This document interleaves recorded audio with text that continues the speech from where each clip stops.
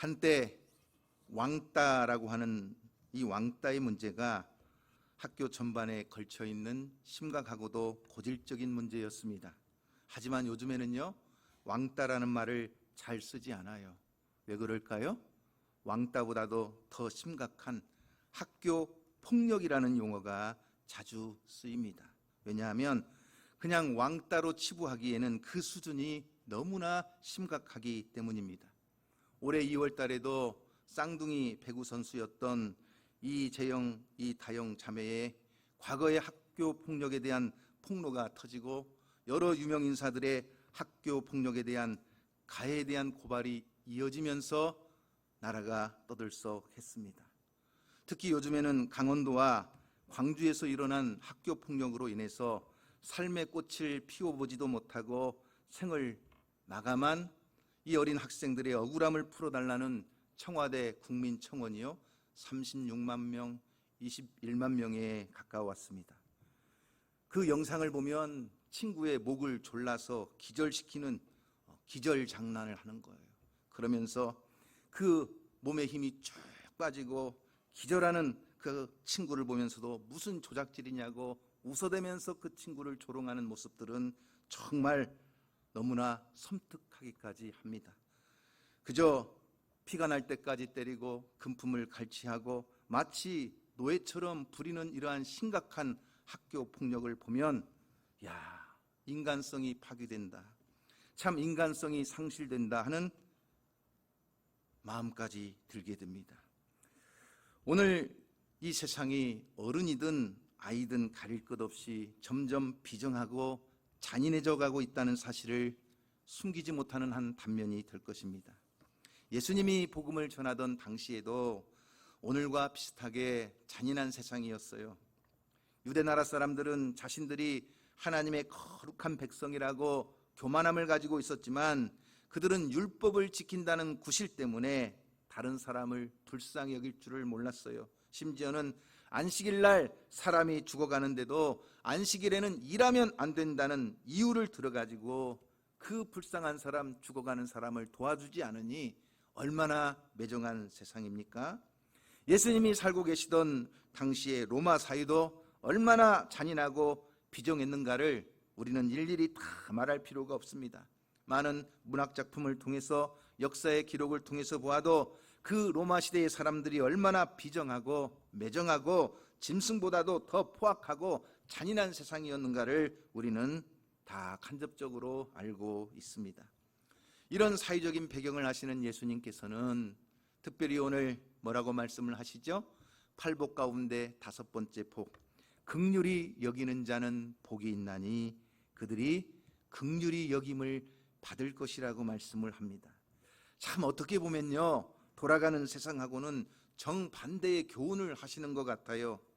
매정하고 차갑고 냉정한 세상에서는 이를 악물고 정을 억제해야 되고 표독스럽게 살아야 사람 대접을 받고 세상에서 살아남을 수 있을 것 같은데 오히려 주님은 거꾸로 긍휼히 여겨라, 그래야 너희가 행복할 수 있다. 긍휼히 여기라, 그래야 너희도 하나님의 긍휼을 받을 수가 있다고 말씀하시는 거예요. 여러분, 사실 이 긍휼이라는 말 요즘은 잘 쓰지 않는 용어입니다. 우리가 교회에서나 쓰지 사회에 나가면 긍휼이라는 말 요즘은 잘 사용하지 않는 고어가 되어버렸습니다. 사전을 찾아보면 그 의미가 남을 불쌍히 여겨서 도와주는 것이라고 나오는데 오늘 본문에 예수님이 말씀하시는 이 긍휼은 조금 더 깊은 차원을 담을 수 있는 심오한 말입니다. 헬라어로 이 긍휼이라는 단어가 엘레오스라고 하는 말입니다. 하나님이 흘러넘치는 사랑을 주체할 수가 없어서 한없이 약하고 악한 사람들을 보실 때 그들을 향하여 보여주시는 하나님의 태도, 하나님의 사랑을 긍휼이라고 말하는 것입니다. 그래서 성경에 보면 이 엘레오스라고 하는 단어를 긍휼이라고도 번역을 하지만 또는 자비라고도 하고 불쌍히 여긴다는 말로도 표현하고 민망히 여긴다는 말로도 번역이 됩니다. 여전히 어려운 단어이죠. 조금 더 쉽게 한마디로 이 긍휼이 무엇인가를 설명할 수 있는 단어가 무엇일까 생각해 본다면 동일시라고 하는 말일 것입니다. 어려움에 처해 있는 형제가 있습니다. 어떻게 하는 거지요? 나를 그 어려움을 당한 형제의 처지에 나를 거기에다 갖다 놓고 할 수만 있으면 그 형제의 입장에서 느끼고 그 형제의 입장에서 같이 보고 그 형제의 입장에서 같이 행동하고 그래서 그를 도와주려고 하는 이런 태도를 일컬어서 동일시라고 말합니다. 심리학에서는 감정이입이라고도 하는 고상한 말을 표현하는 것 같지만 아무튼 나를 고통당하고 어려움 당하고 힘들어하고 불쌍한 어떤 사람의 입장에다가 나를 동일시 시켜놓고 그 사람의 입장에서 그를 위로하고 도와주려고 애쓰는 것입니다. 바로 이것이 동일시입니다. 미국의 인디애나의 한 초등학교에 뇌종양에 걸린 짐이라고 하는 학생이 있었습니다. 짐은 방사선 치료를 받는 과정에서 머리가요 싹 빠지게 되었어요. 그런데 다행히 치료 경과가 좋아져서 퇴원을 하게 되었는데 담임선생님이 종례 시간에 자기 반 학생들에게 이렇게 말하는 거예요. 얘들아, 짐이 이제 뇌종양의 경과가 좋아져서 병원에서 퇴원해서 내일 우리 곁으로 돌아온단다. 그런데 이 짐이 머리가 싹 빠져버렸으니까 너희들이 짐이 오거든 잘 위로해 주어라. 이렇게 말을 하고 종례를 마쳤는데 다른 날 같으면 종례가 끝나자마자 아이들이 막 뛰쳐서 집으로 갈 텐데 그날따라 아이들이 집으로 돌아가지 않고 가만히 앉아 있는 거예요. 그리고 자기들끼리 의논을 하는 거예요. 야, 내일 짐이 학교에 온대. 근데 머리가 싹 빠져버렸대. 그러면 우리가 짐을 어떻게 위로해 주면 좋을까? 서로 머리를 맞대고 의논을 하는데 어떤 학생이 이렇게 말합니다. 야, 그러면 우리도 내일 머리를 싹 빡빡 깎고 오자. 그러자 모든 반의 학생들이 그래, 그게 좋겠다 모두 찬성을 했습니다. 그래가지고 다음날 아침 반 학생들이 학교에 오는데 전부 다 어떻게 했어요? 머리를 싹 빡빡 깎고 온 거예요. 그러다가 이제 선생님과 함께 교실에 들어오는 짐을 바라보면서 교실 안은요 금방 울음바다 눈물바다가 되어버렸습니다. 자기 때문에 자기를 위로하기 위해서 머리를 싹 깎아버린 반의 친구들을 보면서 울었고, 그리고 선생님도 그 모습을 보면서 울었고, 그리고 친구들도 그 짐을 바라보면서 울었습니다. 여러분, 우리는 사랑을 나누자고 목청은 돋우지만 정작 아픔을 나누지 못하는 것은 정말 우리에게 용기가 필요하기 때문입니다. 하나님께서는 사람이 되셔서 이 세상에 오셨습니다. 예수님은요 사람이 되어 이 세상에 오신 하나님이세요. 그 예수님만큼 우리를 긍휼히 여겨주시는 분이 없어요. 왜냐하면 바로 예수님은 실제로 죄인된 우리와 동일시 되었기 때문입니다. 빌립보서 2장 7절 8절 말씀에 보면 놀라운 하나님의 말씀이 나옵니다. 하나님께서 죄인된 우리 인생들과 동일시하기 위해서 어떻게 하셨느냐? 빌립보서 2장 7절 8절 말씀에 보면 자기를 비웠다고 말합니다. 오히려 자기를 비워, 다시 말하면 하나님으로서의 모든 영광과 특권을 다 포기하시고 낮고 천한 이 세상에 오셨다는 이야기입니다. 그리고 사람들과 같이 되었다고 하는 것은 죄인된 우리 인간의 처지로 똑같이 내려오셔서 우리와 동일시 되었다는 말입니다. 그리고 예수님은 이 세상에 인간의 몸을 입고 오셔서 그저 구경만 하고 계셨느냐? 히브리서 4장 15절 말씀을 보면 뭐라고 나오죠? 자, 자면을 한번 보세요.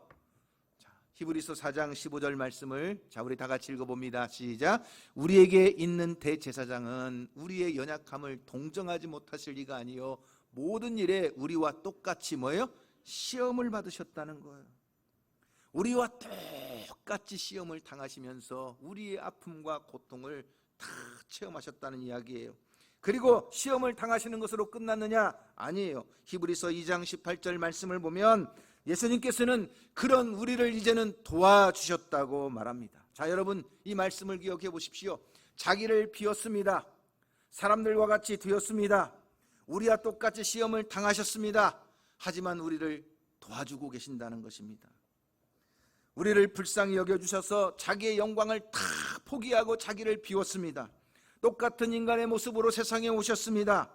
모든 인간이 당하는 고통과 시험을 몸소 체험하시고 다 경험하셨기 때문에 우리의 아픔과 우리의 고통을 아시고 우리를 긍휼히 여기시는 분이 바로 예수 그리스도이십니다.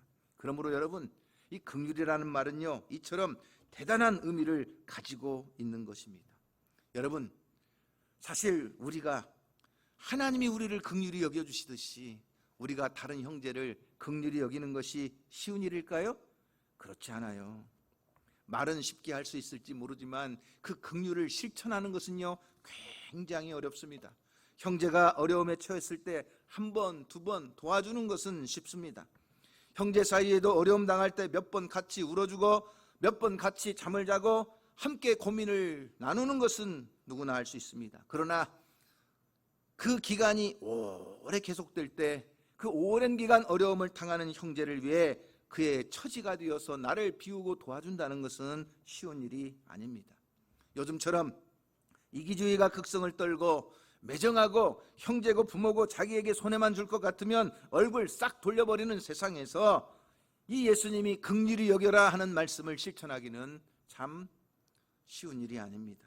그럼에도 불구하고 예수님께서 긍휼히 여기는 자는 복이 있다고 말씀하십니다. 왜 그랬을까요? 하나님의 긍휼을 체험한 사람은, 그 하나님의 큰 은혜와 축복을 경험하고 하나님의 긍휼을 체험한 사람은 뭐예요? 그 긍휼을 자기도 실천할 수가 있기 때문입니다. 그러므로 하나님께서 우리를 구원하실 때 나 같은 죄인을 불러서 무조건 값없이 용서하시고 십자가의 피로 씻어주시고 성령으로 인치셔서 이제 너는 내 아들이다, 이제 너는 내 딸이다, 그래서 온 천지 만물을 창조하신 하나님 아버지를 내가 아버지라고 부를 수 있고 담대히 예수의 피를 힘입어 그 은혜의 보좌 앞에 담대히 나아가서 무엇이든지 구할 수 있는 축복을 누리는 것은 바로 하나님의 긍휼과 은혜이기 때문입니다. 그래서 여러분, 에베소서 2장 4절 말씀에 보면 바로 이런 말씀이 나옵니다. 다 같이 읽어볼까요? 긍휼이 풍성하신 하나님이 우리를 사랑하시는 그 큰 사랑을 인해서 어떻게 했어요? 허물로 죽은 우리를 그리스도와 함께 살리셨고 너희는 은혜로 구원을 받았다는 거예요. 그러므로 여러분, 하나님이 우리를 불쌍히 여겨주시고 우리에게 긍휼을 베푸지 않았다면 우리는 다 죽은 인생이요, 다 영원한 지옥불에 떨어질 인생이지만 하나님이 우리를 긍휼히 여겨주셔서 자신의 독생자를 이 땅 가운데 오게 하시고 우리가 당하는 모든 슬픔과 눈물과 고통과 아픔을 다 경험하게 하시고 그런 인생들의 모든 아픔을 하시기에 도우시는 하나님의 긍휼이 우리와 함께하는 줄로 믿으시기를 바랍니다. 그러므로 이 하나님의 은혜를 체험한 사람들, 이 하나님의 구원의 감격을 가지고 있는 사람들은 그 안에 바로 긍휼이라고 하는 큰 셈이 있습니다. 여러분, 이 긍휼의 셈이 바로 이 은혜의 감격을 가진 자들에게 있어요. 그래서 시편 103편의 저자가 이야기한 것처럼 하나님은 자비로우시며 은혜로우시며 노하기를 더디하시며 인자하심이 풍성하십니다. 날마다 경책하지 아니하시고 항상 너를 품지도 아니하시고 우리가 무슨 악을 범한다 할지라도 당장 때려주시는 분도 아니고 그저 참아주시고 기다려주시고 우리 허물을 덮어주시고 우리의 모든 죄를 사하시고 우리의 모든 질병을 고치시며 우리의 생명을 파멸해서 구속해 주시고 인자와 긍휼의 간을 씌워 주시는 분이 누구예요? 하나님이세요. 그래서 독수리의 날개치며 올라가듯이 우리를 만족해 하시고 우리의 소원에 응답하시는 분이 바로 긍휼에 풍성하신 하나님이세요. 이 하나님의 긍휼을 체험하고 그 은혜와 축복을 누리는 사람들은요, 그 마음에 뭐예요? 다른 사람을 긍휼히 여길 수 있는 마음이 샘솟는 거예요. 그러므로 여러분, 오늘 저와 여러분 안에 이 긍휼히 여기는 마음, 예수님의 마음이 함께하기를 주님의 이름으로 축원합니다. 그러므로 우리가 이 긍휼을 베풀기 위해서는 예수님에게서 몇 가지 배울 것이 있는데, 첫째는 구원받지 못한 사람을 긍휼히 여길 줄 알아야 한다는 것입니다. 예수님이 가장 불쌍히 여긴 사람이 누구예요? 구원받지 못한 사람들이에요. 그래서 마태복음 9장 36절을 보시면 무리를 보시고 불쌍히 여기시니 이는 그들이 목자 없는 양과 같이 고생하며 기진함이래요. 자, 예수님은 세상에 있는 많은 사람들을 보실 때 그가 잘 살든지 못 살든지, 그가 귀족이든지 천민이든지 상관하지 않으셨어요. 하나님이 없는 세상을 살아가는 사람들, 그들을 가장 불쌍한 자로 보셨다는 거예요. 어느 정도 불쌍하게 보셨느냐? 목자가 없어져서 어디로 가야 할지 몰라서 뿔뿔이 흩어지며 그 사나운 맹수의 먹잇감이 되어버릴 그 양처럼 주님은 예수님을 모르고 구원받지 못한 인생을 불쌍히 여기셨다는 거예요. 그러므로 여러분, 오늘 우리가 예수님의 마음을 가지고 살아간다면 오늘 우리도 주변에 있는 형제 자매들을 향해서 불쌍히 여기는 마음을 가져야 합니다. 하나님의 마음을 가지고 예수님을 만나지 못하고 구원받지 못한 형제들을 불쌍히 여기는 마음을 가져야 합니다. 여러분, 고대광실 같은 큰 집을 지어놓고 살면 무엇합니까? 이 세상에서 출세하면 무엇합니까? 남보다 조금 더 앞서고 돈을 많이 모으면 무엇합니까? 남보다 건강해서 몇 년 더 사는 것 무엇합니까? 결국은 하나님 앞에 섰을 때 그 인생은 풀과 같고, 하나님 앞에 섰을 때 구원받지 못한 그 인생은 영원한 운명을 결정할 텐데, 결국 잘못된 사망의 음침한 길로 걸어가는 그 영혼을 불쌍히 여길 때 우리 안에 그들을 향한 긍휼히 여기는 마음이 있는 것입니다. 어거스틴이라고 하는 유명한 교부가 이런 말을 했어요. 우리가 영혼이 떠난 육신을 앞에 놓고 통곡을 하는데 하나님을 떠난 인생을 놓고 어찌 눈물을 흘리지 않겠는가. 오늘 여러분, 추석 명절을 맞이해서 가족들을 만나고 일가 친지를 만나고 또 가까웠던 고향의 사람들을 만날 때 정말 우리 안에 가장 중요한 것, 예수 믿지 못하고 구원받지 못하는 영혼들을 불쌍히 여기고 그들을 긍휼히 여기며 그 영혼 구원을 위해서 기도할 수 있는 우리 이리어양교회 모든 성도가 되기를 주님의 이름으로 축원합니다. 저에게는요, 목사님 아들인 고등학교 친구가 하나 있어요. 참 목사님 아들임에도 불구하고 이 친구가 교회로부터 멀어지고 하나님으로부터 멀어진 삶을 살았어요. 그 이후에 시발은 뭐냐?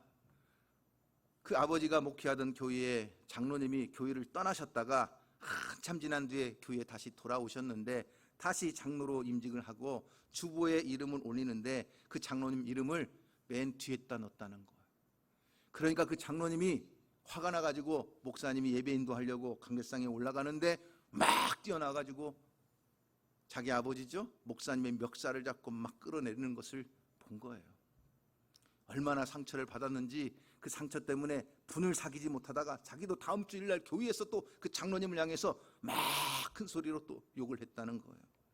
그러다 보니까 신앙도 다 떨어져 버리고 하나님으로부터 멀어져 버리고, 야, 내가 더러워서 교회 안 다닌다. 그리고 또 직업이 경찰이다 보니까 경찰서에서 무슨 교회의 소송, 무슨 목사님들이나 장로님들의 무슨 뭐 사기 뭐 이런 것만 했으면 다 이 친구한테 사건을 조사하라고 맡기니까 그 취조를 하다 보면 참, 아이고 세상에 목사 장로라는 사람들이 이래. 그래가지고 얼마나 화가 났으면 교회를 아예 다니지도 않고 나중에는 자기 집에 가가지고 자기 딸과 아들한테도 막 술 먹고 가가지고 교회 다니지 마, 교회 다니면 아빠가 가만히 안 놔둬, 절대 교회 나가지 마, 막. 그래서 목사님이라고도 안 해요, 목사 새끼라고 그러고, 장로님이라고도 안 해요, 장로놈이라고 그러고, 막 그러면서 교회로부터 멀어졌어요. 그렇게 살다 보니까 이혼을 2번이나 하고, 또 그렇게 살다 보니까 아들이 큰 교통사고를 당해서 장애를 입고, 그리고 또 자기는 신장암에 걸려서 수술을 했는데 다시 재발되어서 2번째 신장암 수술을 하다 보니까 이제는 직장도 다 내려놓고 결국은 모든 걸 포기한 채 저 필리핀에 가 있어요. 근데 혼자 외롭고 힘드니까 그때마다 저한테 전화를 하는 거예요. 카카오톡으로 전화가 와요. 그래가지고 윤 목사 맨날 불러요. 근데 그 삶을 보면 아직도 그 마음의 분노와 상처가 시들어지지 않았어요. 그래서 아버지가 목회했던 교회 이름만 들어도 지금도 막 몸을 부르르 떨면서 막 분노하는 거예요. 그러게 네가 열심히 신앙생활해서 그 아버지 목회했던 교회의 장로님이 됐더라면 정말 얼마나 좋았을까. 그러니까 진작에 아버지 살아계셨을 때 열심히 신앙생활하고 네가 그 교회의 기둥 같은 일꾼 됐으면 아버지의 이름도 빛나고 하나님도 영광 받았을 텐데. 그래서 늘 언제 또 암에 걸려서 내 생명이 끝날까 늘 염려하면서 불안해하고 있는 그 친구를 보면 저도 모르게 그 친구를 향한 긍휼히 여기는 마음이 있어요. 여러분, 오늘 여러분의 가정에 혹은 여러분의 친구들 가운데 가장 불쌍한 자가 누구예요? 예수님을 모르는 자예요. 아니, 한때는 하나님을 섬기고 예수 안에서 살았을지 모르지만 그 믿음의 자리에서 떠나버린 사람들, 여러분 가장 불쌍히 여기고 그 영혼들을 위해서 기도할 수 있는 성도가 되기를 주님의 이름으로 축복합니다. 그러니 추석에 온 가족들이 만났을 때에도 여러분은 정말 이 구원의 감격을 가지고 온 가족들에게 정말 예수의 복음을 전하고 그 생명을 누리는 가정이 되기를 주님의 이름으로 축복합니다. 두 번째, 예수님은요, 고통 중에 있는 사람들을 긍휼히 여겼어요. 그러므로 우리는 고통 중에 있는 사람들을 긍휼히 여길 줄 아는 마음을 가져야 된다는 것입니다. 병들고 세상에서 버림받고 천대받고 귀신 들리고 이런 사람들을 주님이 얼마나 불쌍히 여겼는지 몰라요. 여러분, 마가복음 1장 41절 이하에 보면 참 가슴 뿌듯한 이야기가 나옵니다. 나병 환자가 죽을 고생을 해서 사람들을 뚫고 예수님 앞까지 왔습니다. 사실 나병 환자가 예수님 앞에 온 것은요, 생명을 걸고 나온 거예요. 사람들에게 들키면 그냥 돌에 맞아 죽는 아주 부정한 자인데 예수님 만나고 싶어서 정말 생명 걸고 주님 앞에 왔습니다. 그리고는 선생님이 원하시면 저를 깨끗하게 하실 수 있습니다. 눈물겨운 하소연을 예수님에게 하는 거예요. 예수님께서 그 나병 환자를 보시고 뭐라고 말씀하셨지요? 마가복음 1장 41절 말씀에 보면 자, 이렇게 나옵니다. 다 같이 한번 읽어볼까요? 예수께서 불쌍히 여기사 손을 내밀어 그에게 대시며 이르시되 내가 원하노니 깨끗함을 받으라. 그 피부가 썩어가는 나병 환자의 몸에 손을 대시는 예수님께서 내가 원하노니 깨끗함을 받으라고 명령하셔서 그 나병이 깨끗이 치유된 줄로 믿습니다. 고통당하는 자, 병든 자, 귀신 들린 자, 소유된 자들을 주님은 외면하지 않으세요. 여러분, 누가복음 7장에도 가슴 뜨거운 장면이 하나 나옵니다. 예수님께서 나인성이라는 작은 동네를 지나가는데 상여가 지나가는 거예요. 오, 이제 가면 언제 오나. 상여가 지나가는 모습을 보니까 오죽이 복도 없고 팔자가 사나웠으면 결혼해서 아들 하나 낳고는 남편이 죽어버렸어요. 그 아들에게, 그 과부에게는 그 아들이요 생명과 같은 존재입니다. 불면 날아갈까 할 정도로 정말 날마다 두근거리면서 키운 아들인데 그 아들이 젊은 청년에 갑자기 죽어버렸어요. 그러니 그 과부가 세상 살맛이 나겠습니까? 그 장래 행렬을 따라가는, 아들의 장래 행렬을 따라가는 어머니의, 특히 과부의 모습을 한번 생각해 보십시오. 그런데 그 광경을 보시던 예수님께서는 누가복음 7장 13절 말씀에 보니까 이렇게 말씀하시는 거예요. 한번 볼까요? 주께서 과부를 보시고 어떻게 해요?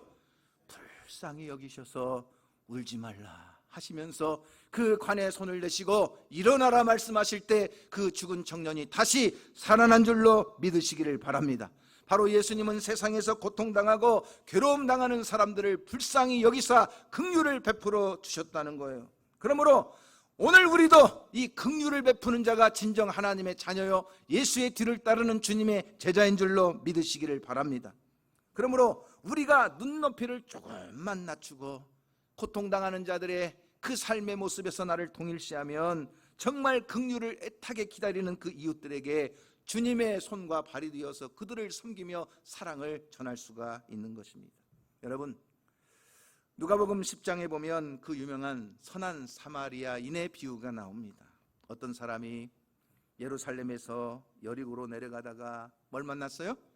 강도를 만났어요. 돈도 싹 뺏기고 옷도 다 빼앗기고 폭행을 얼마나 당했는지 그저 피투성이가 되어서 거의 죽어가고 있었어요.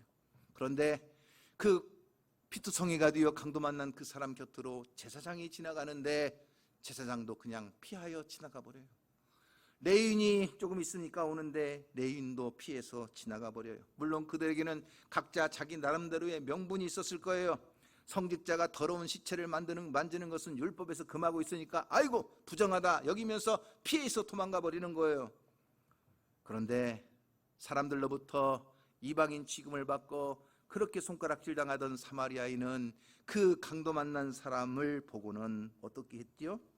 누가복음 10장 33절 말씀에 보면 이렇게 나와요. 자, 누가복음 10장 33절 시작. 어떤 사마리아 사람은 여행하는 중 거기 이르러 그를 보고 어떻게 했어요? 불쌍히 여겼다고 했어요. 불쌍히 여긴다, 이 말은 긍휼의 감정입니다. 낯선 나그네가 이름도 몰라요, 아무것도 몰라요. 그러나 옷이 벗겨진 채로 온통 폭행을 당해 다 빼앗기고 죽어가고 있는 모습을 볼 때 그 마음 창자에서부터 뜨겁게 끓어오르는 긍휼의 마음을 가지고 그를 지나칠 수가 없었어요. 그래서 기름과 포도주를 가지고 그 상처를 소독하고 자신의 나귀에다가 그 환자를 태우고 주막으로 가서 이틀 동안이나 돌보아주고, 그리고 먼 길을 가야 되는데 주막 주인에게 부탁을 해서 잘 돌보아주고, 내가 나중에 다시 와서 돈이 더 들면 계산할 테니까 이 강도 만난 이 사람을 잘 좀 보살펴달라고 부탁을 하는 거예요. 왜 그랬어요? 불쌍히 여기는 마음 때문에 그랬어요. 죽어가는 사람을 보고 그 마음이 찢어질 정도로 아팠기 때문에 그랬어요. 정말 가슴에 피가 흐를 정도로 흐느끼는 그 불쌍히 여기는 마음이 있었기 때문에 그래요. 예수님께서 이 비유를 말씀하시면서 제자들에게 뭐라고 말씀하셨어요? 따라해 보십시오. 가서, 자, 크게 해보세요. 가서 너도 이와 같이 하라. 바로 이것이 선한 사마리아인의 비유의 결론이에요. 사랑하는 성도 여러분, 사람을 불쌍히 여기는 마음을 가지기를 원합니다. 쌀쌀한 눈을 가지고 다른 사람을 보지 마십시오. 우리 주님은 그렇게 하지 않았습니다. 저는 우리 교회 안에도 가난하고 고통당하는 자들을 위해서 수고하시는 분들이 많이 계신 것을 보고 얼마나 감사하고 자랑스럽게 생각하는지 모릅니다.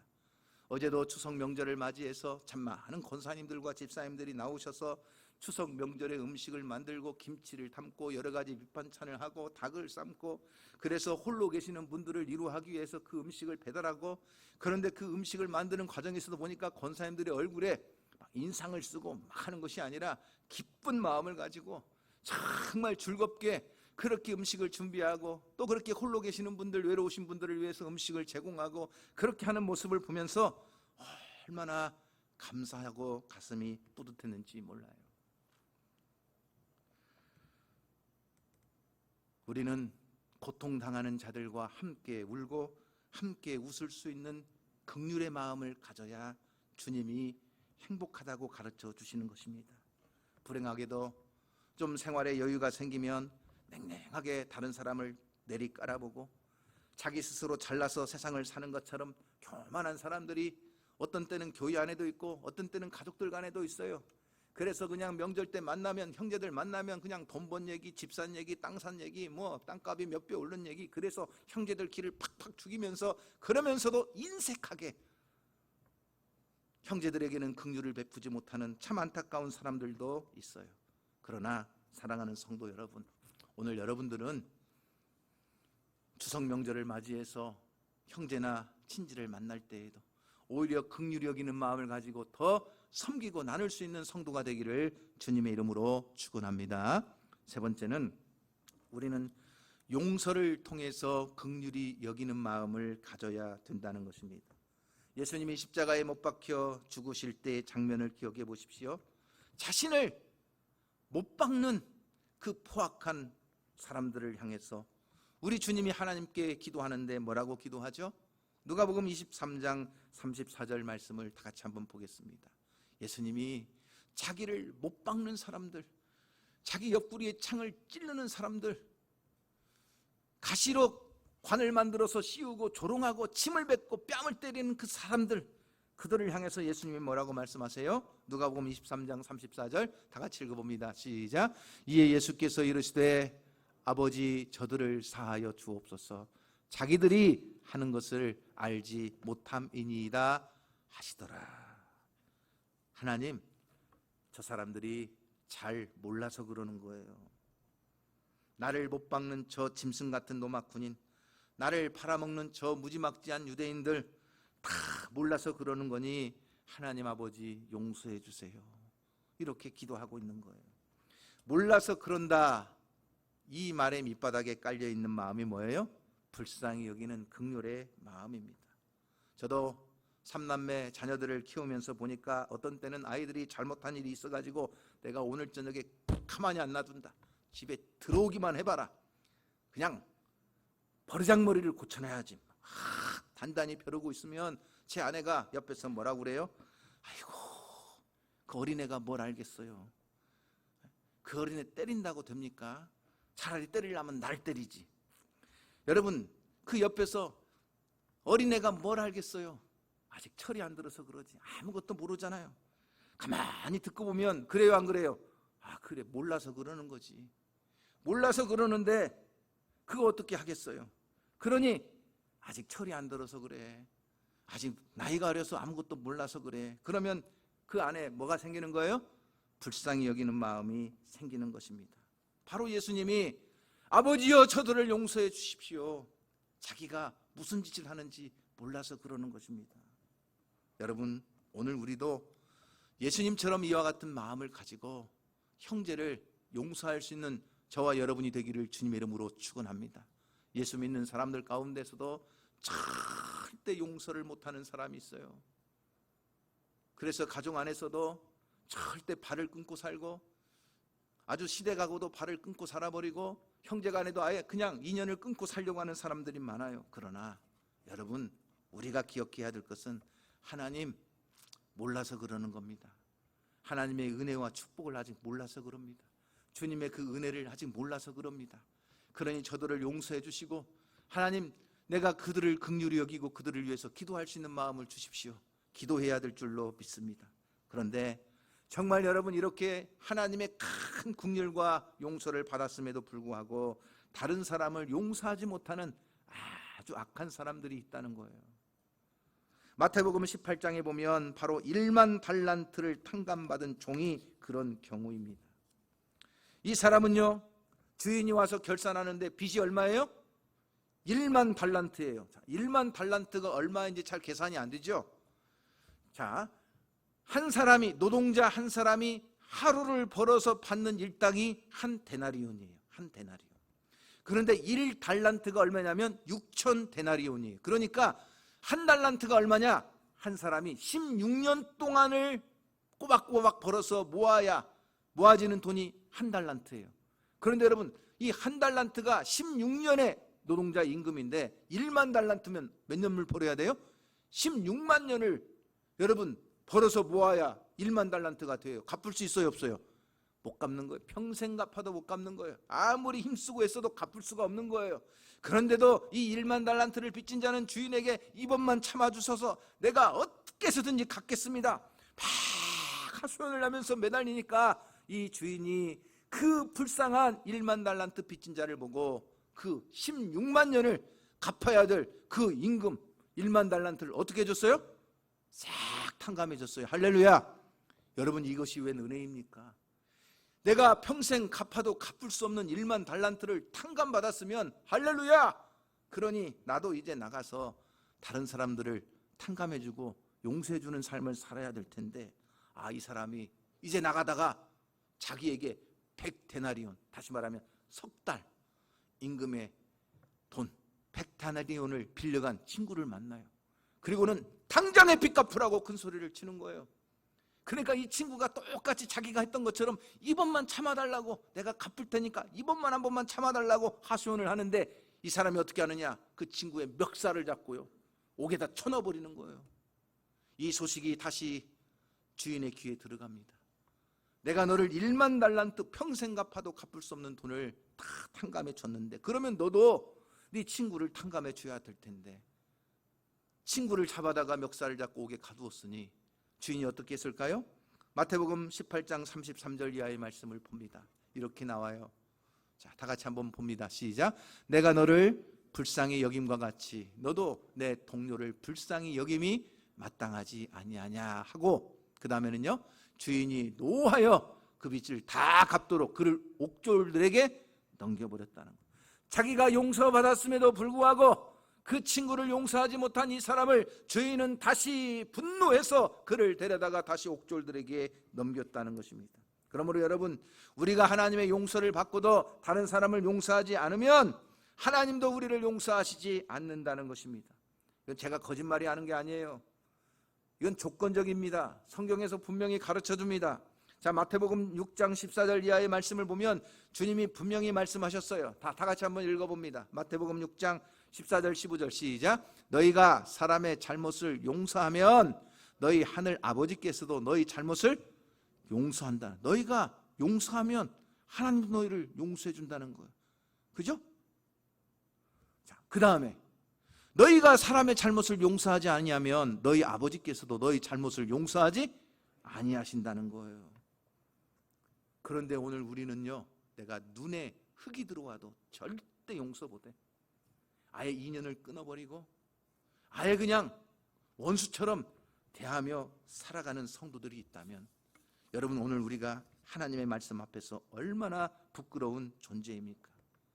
버클리라고 하는 성경의 주석가는 긍휼히 여기는 것은 하나님과 우리를 연합하는 것이고 긍휼히 여기지 않는 것은 하나님과 우리 사이를 갈라놓는 것이라고 했습니다. 그러므로 우리가 긍휼히 여기고 구원받지 못한 영혼들을 불쌍히 여기고 고통당하는 사람들을 불쌍히 여기고, 그리고 내가 용서하지 못한 사람들을 주님의 마음을 가지고 내가 긍휼의 그 풍성하신 은혜로 구원받았으니 나도 다른 사람을 용서하며 살아갈 때 하나님은 오늘 우리에게 복을 주시는 것입니다. 하나님의 긍휼을 받는 복을 주시는 것입니다. 왜? 바로 이 긍휼의 마음이 하나님의 마음이기 때문에 그래요. 하나님의 마음을 내 안에 소유하면 그 안에 뭐가 옵니까? 평안이 찾아옵니다. 그래서 행복합니다.